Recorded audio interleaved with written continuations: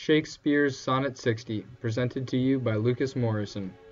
While most of Shakespeare's sonnets focus on the topic of love, Sonnet 60 is a reflection of time and its ravaging effects on humanity.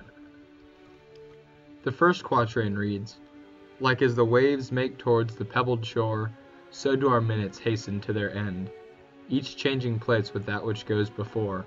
In sequent toil all forwards do contend." Here we are presented with the image of waves beating on a rocky shore. Shakespeare compares this rhythmic pattern to the passing of minutes. The waves break seamlessly from one to the next, similarly to how time marches on without any disruption. As time passes, the pebbles will be eroded into nothing more than sand.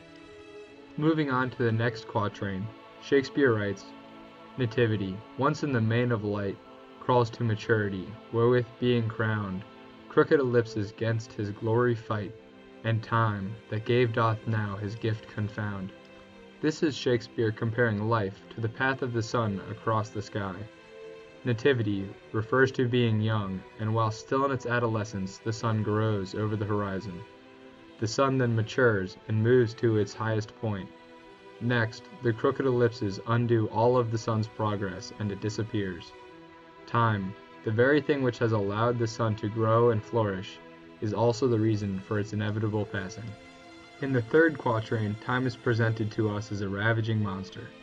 It reads, "Time doth transfix the flourish set on youth, and delves the parallels in beauty's brow, feeds on the rarities of nature's truth, and nothing stands but for his scythe to mow."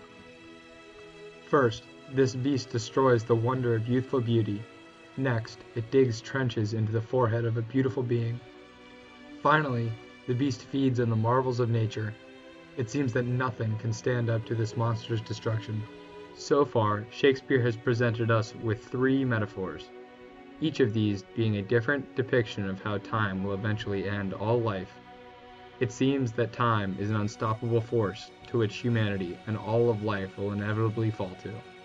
Then, Shakespeare brings us to the couplet, offering up a glimmer of hope. "And yet to times in hope my verse shall stand, praising thy worth despite his cruel hand." Until the couplet, time has been portrayed as an unstoppable and unrelenting force. Then, in the last two lines, Shakespeare reveals that only in verse can time's cruelty be halted. Simply by reading this verse, we are acknowledging that Shakespeare, or at least his writing, has reached a plane above the brutality of time. By reading, studying, and passing on the literary works of past generations, the human race can resist the metaphorical scythe of time.